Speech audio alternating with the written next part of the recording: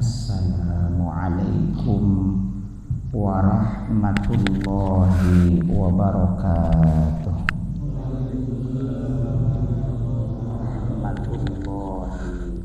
Alhamdulillahilladzi bi ni'matihi tatimmus shalihat. Wassalatu wassalamu ala sayyidis sadat Sayyidina wa maulana Muhammad wa ala alihi wa ashabihi kan nujumin najirat. Amma ba'du, subhanaka la ilma lana illa ma 'allamtana innaka antal alimul hakim. Rabbi syrah li sadri wa yassir li amri wahlul 'uqdatam min lisani yafqahu qawli. Rabbi zidni ilma warzuqni fahma birahmatika ya arhamar rahimin.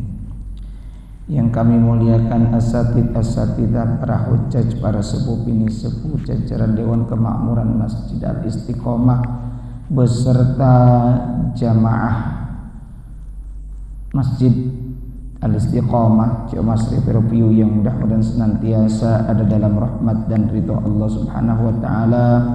Teriring doa semoga para bapak jamaah sekalian dalam keadaan sehat walafiat, sehat lahir dan batin. Puji dan syukur mari sama-sama kita panjatkan kehadirat Allah Azza wa Jalla yang senantiasa menganugerahkan segala karunia nikmatnya kepada kita. Utamanya adalah nikmat iman, nikmat Islam, nikmat sehat walafiat. Juga tidak lupa pula tentunya adalah nikmat waktu luang. Alhamdulillah. Salawat beriring salamnya semoga senantiasa tercurahkan kepada insan teladan sepanjang zaman yang membawa umatnya minadh-dhulumati ilan nur, dari zaman jahiliyah menuju zaman islamiyah. Beliau adalah baginda Rasulullah Muhammad sallallahu alaihi wasallam, juga teruntuk keluarga beliau, para sahabat beliau, para tabi'in, tabi'ut tabi'in, atba'ut tabi'in, hingga kita sekalian yang sedang diajar taat akan syariat dan menghidupkan sunnah-sunnahnya. Semoga kelak mendapatkan syafaatul uzma dari beliau di yaumil akhir nanti.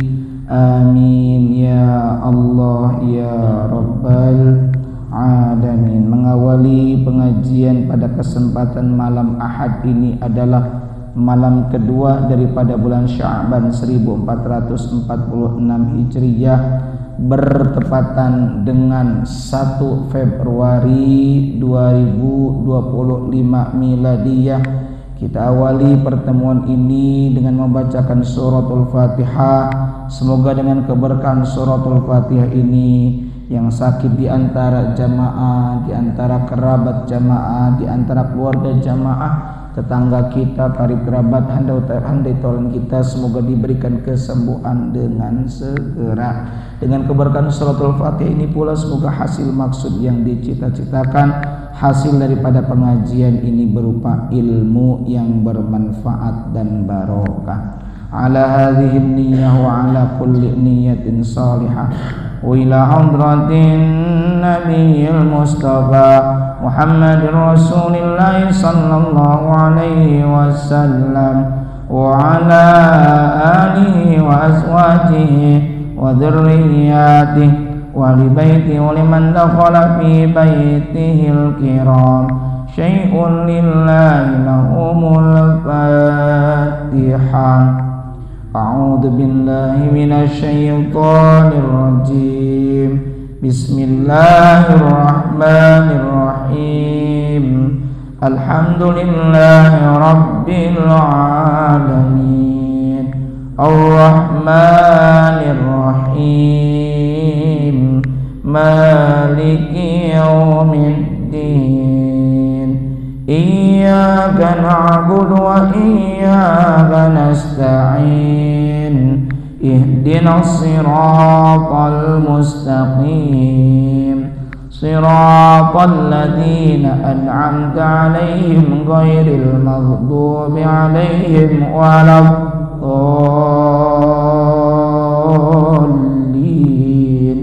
رب اغفر لي ولوالدي amin. Kita sambung dulu dengan membaca Sayyidul Istighfar. Silakan diikuti bersama-sama. Bismillahirrahmanirrahim.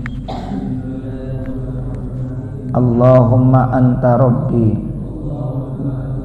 la ilaha illa anta khalaqtani wa ana abduka wa ana ala ahdika wa wa'dika mastata'tu a'udzu bika min syarri ma sana'tu abu'u laka bi ni'matika alayya wa abu'u bi dhanbi faghfirli fa innahu la yaghfiru dzunuba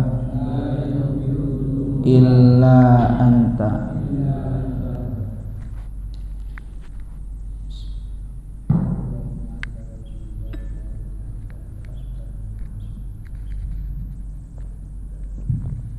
Para bapak jamaah sekalian rahimakumullah, pada pertemuan terakhir kita sudah membahas sebab-sebab sujud sahwi. Sebab-sebab sujud sahwi itu berdasarkan kitab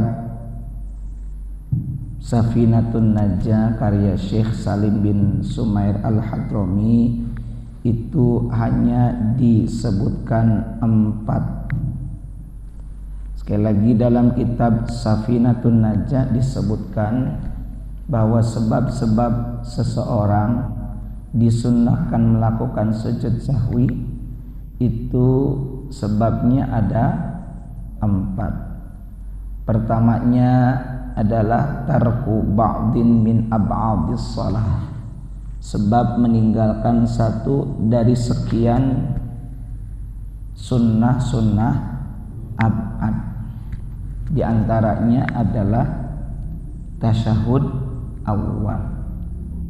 Kalau bapak posisi tasyahud awal baru akan naik, baru seperti ini doang, belum tengah-tengah, maka boleh kembali. Tapi kalau udah tengah-tengah tinggal berdiri, terusin aja berdiri dan nanti tambal dengan sujud sahwi.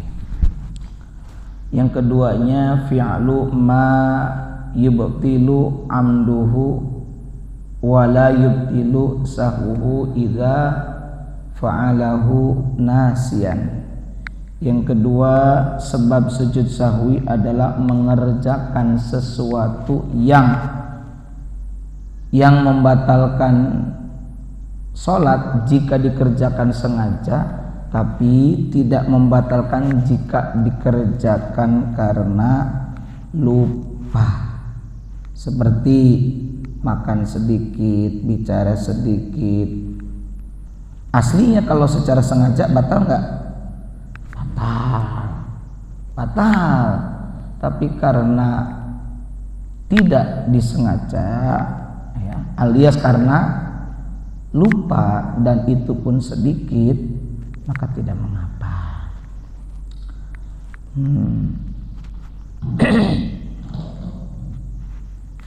Yang ketiganya termasuk sebab sujud sahwi adalah naqlu ruknin qauliyin ghairi mahalli, memindahkan rukun qauli.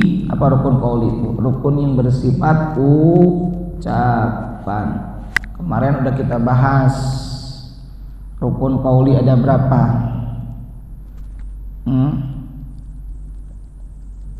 Ada berapa? Ibaratnya 5. 1 takbiratul ihram, mengangkat tangan sunnah. Yang wajibnya itu takbirnya Allahu Akbar, meskipun sunnah jangan dianggap sepele. Allahu Akbar, takbiratul ihramnya itu rukun qauli. Yang kedua, masih ingat apa? Termasuk rukun qauli adalah membaca suratul Fatihah. Teu bisa di jero hate mah teu meunang beres salat. Cicing wae geuning teu maca Fatihah. Oh, enggak bisa. Membaca suratul Fatihah termasuk rukun qauli. Yang ketiga, tasyahud akhir, at-tahiyyatu. Kemarin udah kita bahas ya bareng-bareng, kudu benar pengucapan atau pelafalannya. At-tahiyyatul mubarakatus shalawatut thayyibatu lillah. Assalamu alayka ayyuhan nabiyyu wa rahmatullahi wa barakatuh. Assalamu alayna wa ala ibadillahis sholihin. Ashhadu an la ilaha illallah. Itu karena tasyahud akhir dalam kitab Safinatun Najah ada 21 tasdidnya. Ya, Pak. Di tasdid di dalam tasyahud itu ada berapa? 21. Maka mesti benar.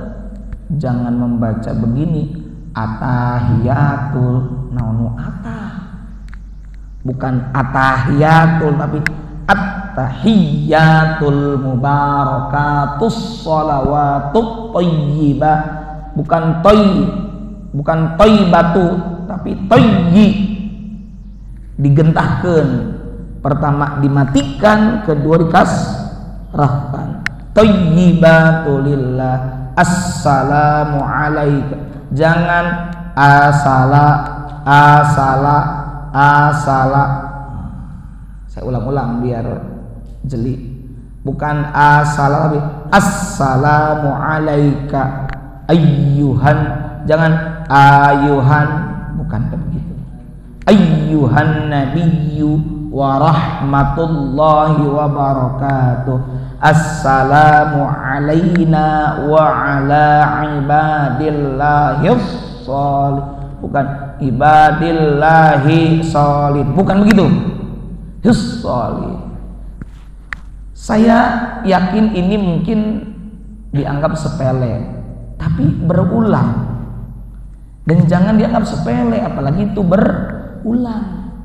Kudunya sesuatu yang dikerjakan secara rutin seperti sholat harus benar ilmunya. Maka meski saya membahas yang tahiyat bisa, ternyata masih banyak yang kurang tepat dalam pelafalannya.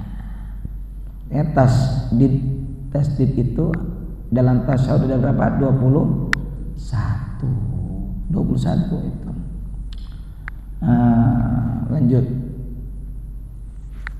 Kemudian tadi sedang membahas rukun qauli, takbiratul ihram 1, 2, membaca suratul Fatihah, 3 tasyahud akhir, 4 membaca salawat Nabi pada tasyahud akhir. Ya, yang mau pakai sayyidina bagus, silakan. Yang nggak pakai sayyidina nggak apa-apa. Kita nggak usah ngeributin begitu ya. Masing-masing punya dalil. Saya maklumi kita berada di lingkungan yang kompleks, aneka macam ada. Nggak usah ngeributin masalah sayyidina. Nah, cuma kalau mau mengucapkan sayyidina mesti bener, lain kieu Allahumma sholli ala sayyidina. Sayyidina ai kitu kumaha itu gitu mah. Iya-nya cuma disukunkan. Sayyidina mestinya apa? Sayyi. Sayyi. Sering itu ada yang kurang tepat dalam pengucapan sayyi.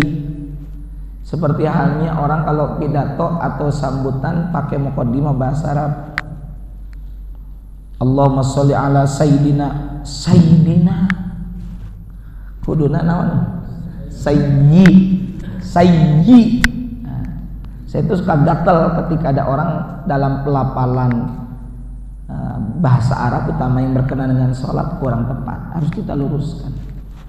Terakhir termasuk rukun qauli adalah ucapan salam yang pertama. Sunnahnya memang menoleh. Ya.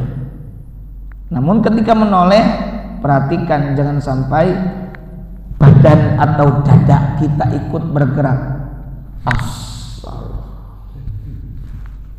Ya.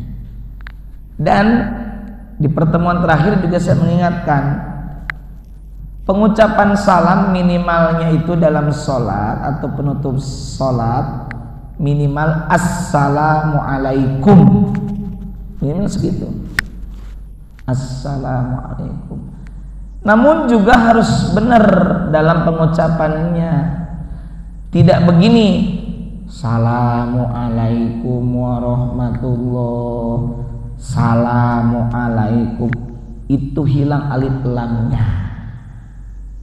Ya. Assalamualaikum warahmatullah. Assalamualaikum. Ingat, yang menoleh cukup wajah ya, dibantu oleh leher. Gitu ya. Assalamualaikum. Oke, jadi rukun qauli, rukun yang bersifat ucapan dalam sholat ayat baraha 5. 1 takbiratul ihram, 2 membaca suratul Fatihah, 3 bacaan tasyahud akhir, 4 bacaan sholawat, 5 ucapan salam yang pertama.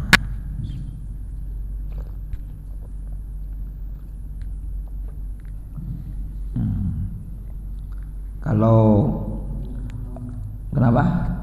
Kalau rukun fi'li nanti ada lagi ya. Ya, rukun fi'li mah cuma 8. Ya. Rukun fi'li. Di antaranya ya gerakan ruku, gerakan sujud, berdiri, tegak bagi yang mampu. Nah, itu termasuk rukun fi'li, rukun yang bersifat perbuatan. Jadi harus tahu.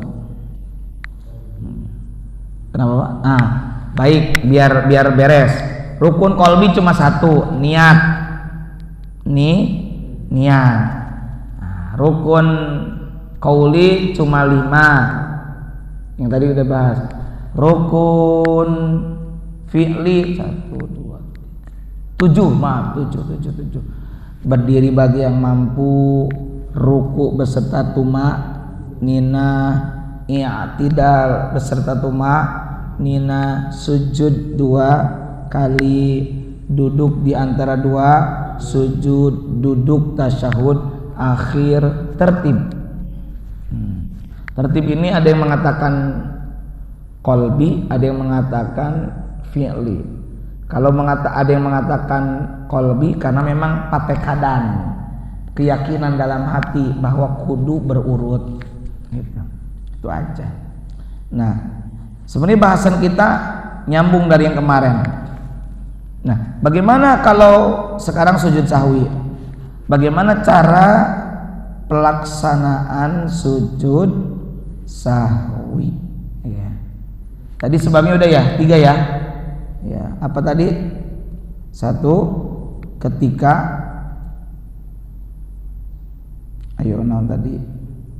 ketika meninggalkan sunnah abad. Ya. 2, ketika mengerjakan sesuatu yang membatalkan sholat kalau disengaja, tapi tidak batal kalau dikerjakan karena lupa atau tidak lupa. Ya. Yang ketiga tadi memindahkan rukun qauli ghairi mahallihi kepada selain tempatnya atau ke tempat lain.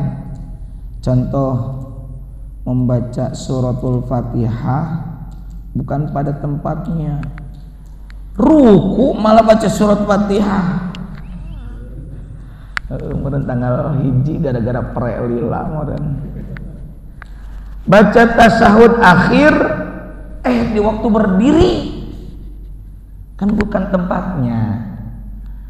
Atau baca salawat Nabi, salawat mestinya salawat Nabi tasyahud akhir, ini disujud baca tasyahud akhir. Nah, tapi dikecualikan. Tadi rukun qauli ada 5 ya. Nah, dikecualikan untuk takbiratul ihram dan salam. Emang kenapa? Kalau mengucapkan takbiratul ihram dan salam bukan pada tempatnya, bila disengaja akan membatalkan sholat. Ya. Dan catatannya syarat takbiratul ihram itu diucapkan ketika berdiri dan syarat salam adalah diucapkan ketika duduk. Karena salam itu adalah pamungkas atau penutup dari sholatnya. Enggesan atuh. Gitu kenapa kalau disengaja dianggap membatalkan sholat. Yang keempat, kemarin itu di kitab Safinatun Najah termasuk perkara yang dianjurkan untuk sujud sahwi adalah iqa'u ruknin fi'liyin ma'ahtimali ziyada, mengerjakan rukun fi'li atau perbuatan saat dugaan menambah. Gini Pak, yang dimaksud itu begini, orang yang sholat melakukan rukun fi'li seperti ruku ya, dan dia ragu melakukannya apakah ada tambahan atau enggak. Seperti seseorang, coba digambarkan, ini saya menjelaskan butuh konsentrasi nih. Seperti seseorang yang ragu dalam meninggalkan ruku atau sujud, maka dia wajib melakukan ruku dan sujud walaupun kemungkinan itu adalah tambahan dan sunnah nantinya ditambah dengan sujud sahwi. Itu kalau ragu ada penambahan setelah melakukan perbuatan tadi, misalnya setelah ruku ragu nih, tapi ragunya ketika tasyahud akhir udah kelewat ya, termasuk masalah ragu saya ini rokaatnya udah 4 atau baru 3, maka ambil yang paling sedikit, genapkan 1 rakaat lagi kalau itu 4 rakaat dan tambal dengan sujud sahwi. Bagaimana posisinya ketika beres tasyahud akhir? Posisi duduknya bukan posisi tawarruk, bukan posisi duduk tasyahud akhir, tapi posisi iftirash, yakni duduk di antara 2 sujud. Biasa tasyahud sampai innaka hamidum majid dan sebagainya lah doa. baru kita lakukan sujud sahwi. Langsung Allahu Akbar. Enggak mengangkat tangan, langsung. Ya, tidak mengangkat tangan, langsung saja Allahu Akbar. Allahu Akbar, langsung. Ya. Saya langsung sujud sahwi. Di antara bacaannya adalah Subhana man la yanamu wala yashu. Subhana man la yanamu wala yashu. Subhana man la yanamu wala yashu. Allahu Akbar. Rabbik firli warhamni wajburni warfani warzuqni wahdini wa'afini warfani. Sekali lagi sujudnya. Berarti berapa kali sujud? 2. Ya. Saya ulang. Sujud sahwi itu dikerjakan setelah tuntas membaca tasyahud akhir dan posisi duduknya duduk iftiros atau duduk di antara 2 sujud. Beres tasyahud tanpa mengangkat tangan, Allahu Akbar, sujud. Bacaannya Subhana ma suci man jat la yanamu yang tidak tidur wala yashu dan tidak pernah lupa. Allahu Akbar biasa, Rabbik firli warhamni dan sebagainya. Sekali lagi sujudnya. Jadi total berapa kali? Lantas beres sujud kedua, duduk tasyahud akhir, langsung salam. Assalamualaikum warahmatullahi wabarakatuh. Gitu ya. Itu cara tasyahud, cara sujud sahwi.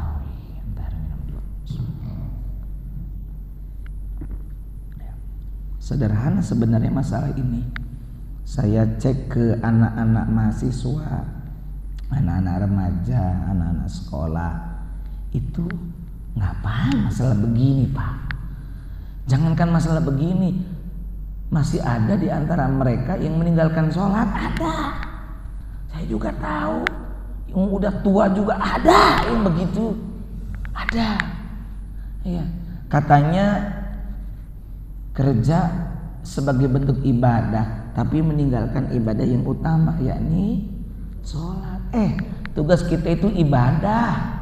Dikasih keluarga, dikasih anak, dikasih istri, dikasih segala materi oleh Allah. Itu tuh hiburan, biar kita kagak bosen.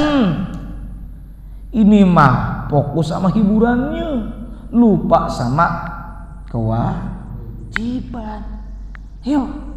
Ayo, ibadah yang benar. Sama saya juga banyak kurangnya. Tapi kan kalau kita bareng-bareng mah kita saling benerin. Sama saya juga memperbaiki diri biar kita kagak disebut sombong, ya kita perbaiki banyak kekurangannya. Ya apa sih? Kita ahlul maksiat. Allah tahu kita ini sering melakukan maksiat. Allah kasih tuh media membersihkan kita dari dosa supaya jadi ahli taubat dengan sholat. Jangan berkata, aduh gua malu sholat banyak dosa. Situ mandi justru pas lagi kotor-kotornya. Paham maksudnya? Situ sholat justru bagus pas lagi banyak. Gitu. Bukan berarti entar saya belum siap. Siap apaan? Tiap kita kudu kerjain sholat. Ya apalagi sekarang momen orang menyelenggarakan peringatan serem, ya bagus itu mengingatkan kembali tentang sholat. Itu momentum aja lah untuk memperbaiki sholat gitu. Selanjutnya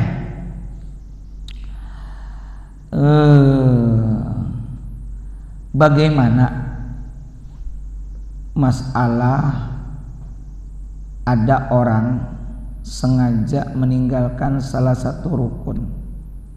Maka kalau sengaja meninggalkan salah satu rukun dalam sholat, maka sholatnya dianggap batal. Kalau dengan sengaja. Tapi bagaimana kalau ada orang yang lupa mengerjakan salah satu rukun sholat, kemudian ini orang baru ingat ya ketika masih sholat atau setelah sholat, bagaimana ini? Minum dulu, agak ngantuk Pak, mau ditawarin kopi janganlah ya. Nah, mari kita lihat bagaimana ulama memandu kita. Kenapa nggak Quran Sunnah sih?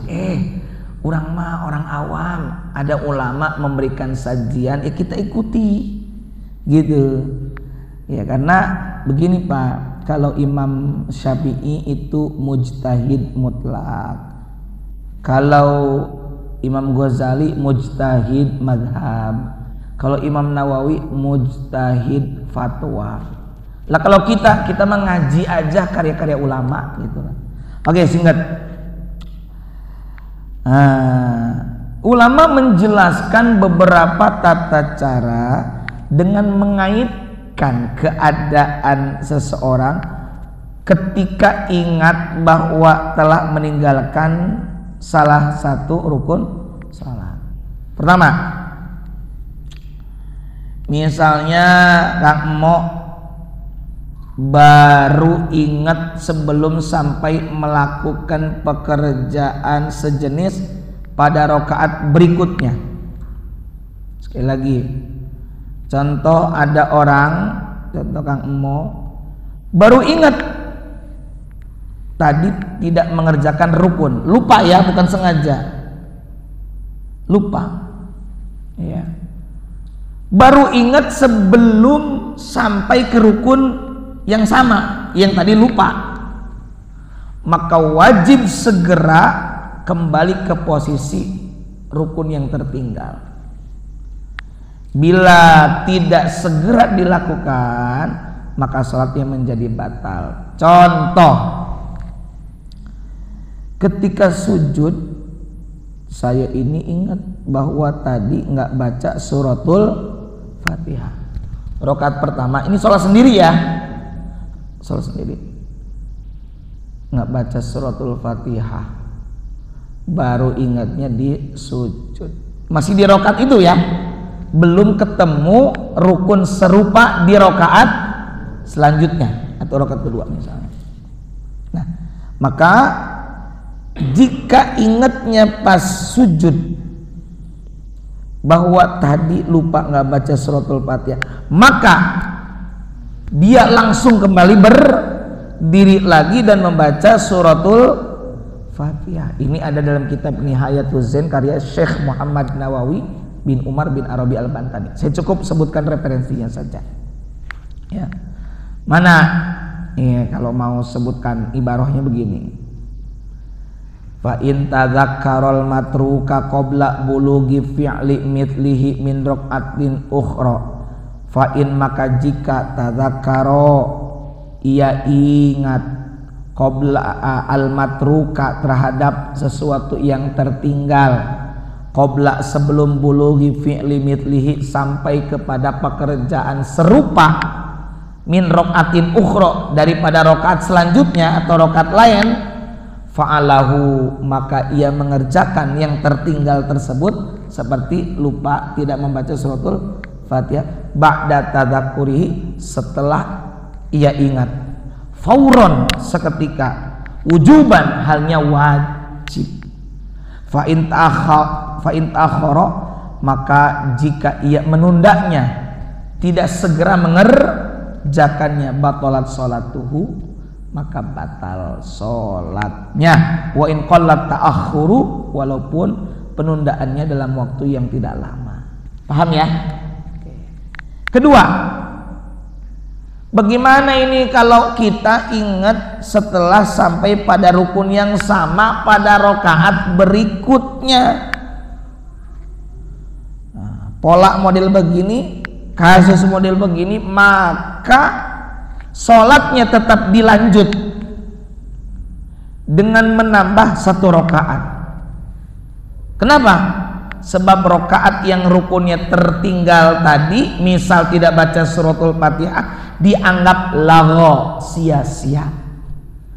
Maka keharusan menambah satu rokaat ini juga berlaku bila orang tersebut ingat telah meninggalkan suatu rukun namun tidak mengetahui di rokaat mana. Misalnya kita di rokaat keempat, tadi itu di rokaat kedua apa rokaat ketiga ya, saya lupa nggak baca suratul Fatihah. Kalau dia yakin cuma di salah satu itu saja, berarti dia harus menambah satu rokaat. Gitu dalam kitab Fathul Mu'in karya Syekh Zainuddin bin Abdul Aziz Al-Malibari Asy-Syafi'i. Redaksinya begini, fitartibi bitarki ruknin ka'an sajada qabla ruku'i aw raka'a qabla al-Fatihati lago. Bila orang selain makmum lupa dalam tertib dengan meninggalkan salah satu rukun seperti sujud sebelum ruku, sujud langsung sujud, nggak sempat ruku, ya. Maklum misalnya kemalaman apa nggak tidur, mungkin urusan orang yang meninggal atau baru ada pekerjaan begadang dan sebagainya, ya. Atau ruku sebelum baca suratul Fatihah, lago, maka apa yang ia kerjakan itu yang tidak mengerjakan rukun itu lagun, sia-sia alias tidak dianggap. Mafa'alahu terhadap apa yang ia kerjakan hatta ya'tiya bil matruki, sehingga ia mengerjakan apa yang tertinggal itu. Walau saha di sini sahatu sahun, walau saha, walaupun ia lupa, kumatupan lupa tadi baca suratul Fatihah nggak baca, ya tetap atau nggak baca gitu. Ghairu ma'mumin, selain makmum, gitu ya, jelas ya. Wa idza alima annahu taraka sajdatan wa lam ya'lam ahya min raqatil akhirati am min ghairiha ja'ala minhu wa tabirqatin. Tadi yang saya bilang udah di rakaat keempat, tadi rakaat kedua atau rakaat ketiga ya saya lupa. Maka kalau yakin cuma salah satu saja, katakanlah tidak ruku langsung sujud atau meninggalkan suratul Fatihah, maka satu rakaat itu dianggap lagho, sia-sia, tambah satu rakaat lagi. Begitu Pak ya. Ketiga, kalau ada orang ingat setelah mengucapkan salam pertama, assalamualaikum ya warahmatullah, sebagai tanda beres sholat, maka hukumnya diperinci nih, kudu rinci.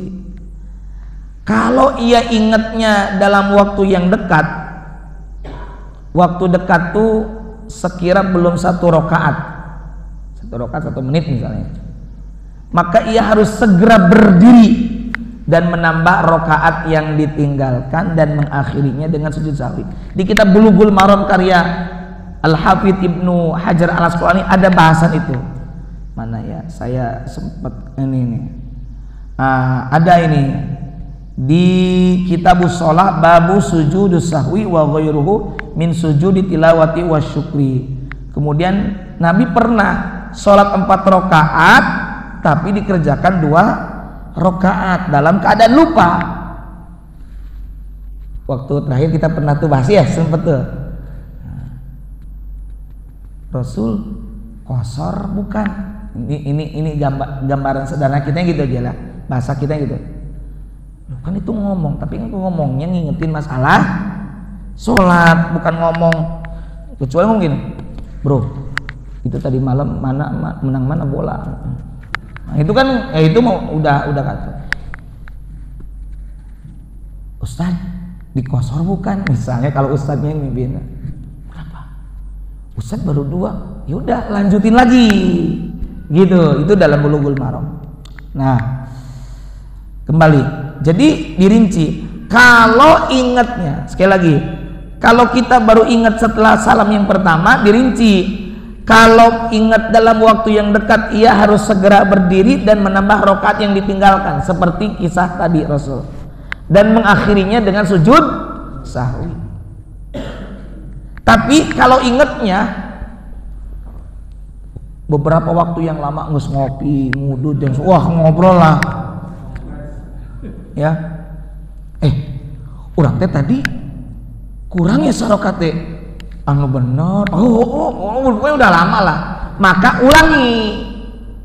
ulangi sholatnya dari awal, kembali sebagaimana ini kata Imam Nawawi rahimahullah dalam kitab Al-Majmu', idza sallama min sholatihi tsumma tayaqqana annahu taraka rak'atan aw rak'ataini aw tsalatan, apabila seseorang telah mengucapkan salam tanda sholatnya telah usai ya, tsumma tayaqqana kemudian ia yakin annahu bahwasanya ia taraka rak'atan aw rak'ataini, ia yakin beres salam tadi meninggalkan 1 rakaat atau 2 rakaat atau salatan atau bahkan meninggalkan 3 salat naon atuh sarakaat atau kitu mah